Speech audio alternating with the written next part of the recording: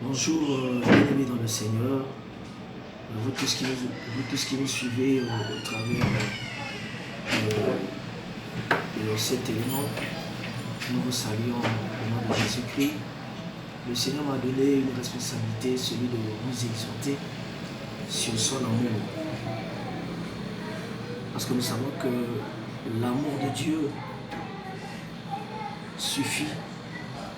L'amour de Dieu est au-dessus de toute chose. Et l'amour de Dieu, c'est Dieu lui-même. L'amour de Dieu, c'est la perfection. L'amour de Dieu, c'est la capacité à aimer, la capacité de supporter, la capacité de pardonner, la capacité de parti. Et l'amour de Dieu est parfait. L'amour de Dieu est parfait, comme je le disais.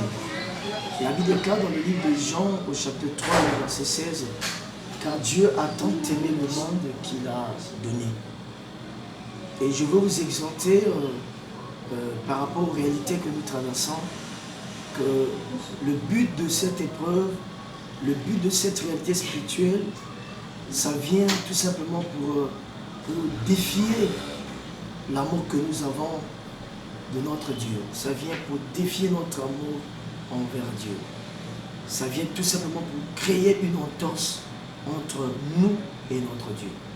Bon, il y a quelque chose que Paul dit, c'est dans le livre de Romains, que j'ai de l'assurance que ni la mort, ni la vie, ni la maladie, ni les anges, ni les démons, ni les persécutions, rien ne pourra nous séparer de l'amour manifesté en Christ.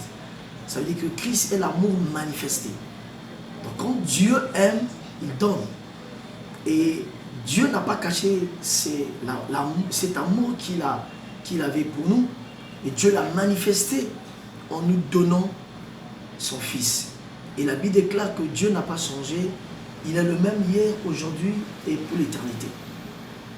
Ce qu'il a manifesté hier, il est capable de le manifester. Au contraire, il le manifeste chaque jour, il le manifeste tous les jours. La preuve en est, le souffle de vie que nous respirons fait preuve de son amour à notre égard. Nous sommes ce que nous sommes, nous respirons, nous sommes en vie parce que quelqu'un nous a aimés. Et cet homme qui nous a aimés, c'est la personne suprême, la personne qui est au-dessus de tous, la personne qui est au-dessus de toute autorité. Cet homme qui nous a aimés plus que nos parents, celui-là, cet homme qui nous a aimés plus que nos parents, plus que nos amis, plus que nos connaissances. Ça veut dire que personne ne peut nous aimer comme lui. Et nous ne pouvons remplacer son amour par qui que ce soit. Nous ne pouvons remplacer son amour par quoi que ce soit. Son amour nous suffit. Nous sommes ce que nous sommes, c'est à cause de son amour. Alors, c'est ce que nous les croyants, nous devons comprendre, croyants en général, chrétiens en particulier, que cette épreuve vient tout simplement pour défier notre amour, parce que là où il y a l'amour, il y a les œuvres. Là où il y a l'amour, il y a la foi. Et c'est là où il peut avoir des grandes œuvres, des œuvres. Et quand l'amour cesse, la foi s'arrête et on ne peut pas parler des œuvres. Or, l'apôtre Jacques dit une chose, que montre-moi ta foi sans les œuvres, je te présenterai, je te montrerai la mienne qui est accompagnée des œuvres. Ça veut dire que là où il y a l'amour, il y a des œuvres. Et quand l'amour s'arrête, on ne peut plus parler des œuvres. Et lorsque je parle des œuvres, je parle de l'adoration. Quand je parle des œuvres, je parle de la louange. Quand je parle des œuvres, je parle de la méditation de la parole de Dieu. Quand je parle des œuvres, je parle de la crainte, je parle de la fidélité.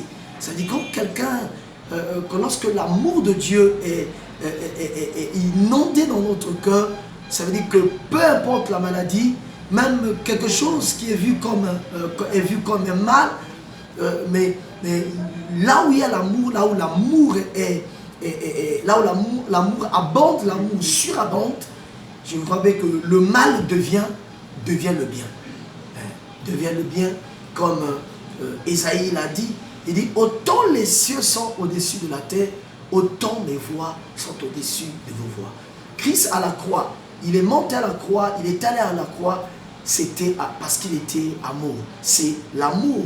Il est monté à la croix avec l'amour. Et par amour, il a supporté une telle douleur. Hein, la douleur qui était réservée à nous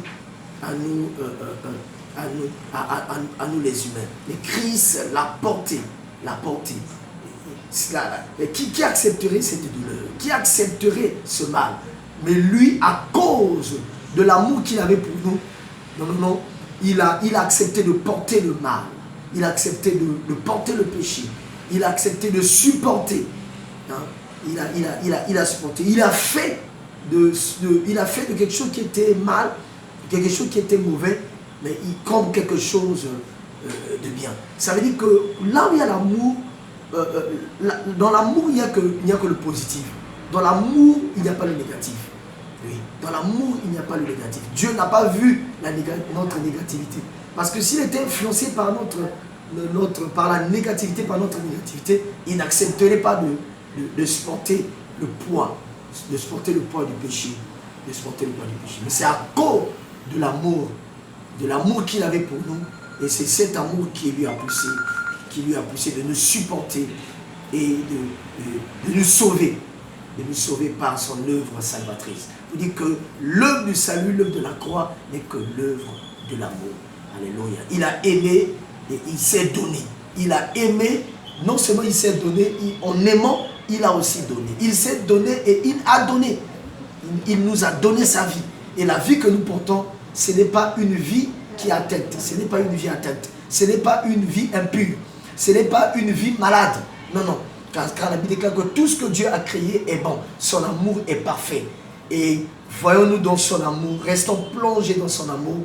Là où la maladie ou qui que ce soit ne pourra pas nous atteindre. Quoi que ce soit ne pourra pas nous atteindre. Comme le psalmiste l'a dit, que 1000 tombent à ta gauche, Dieu l'a dit, que 1000 tombent à ta gauche et 10 000 à ta droite, tu ne seras jamais atteint.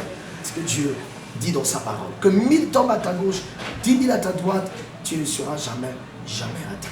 Et nous croyons que ceux qui sont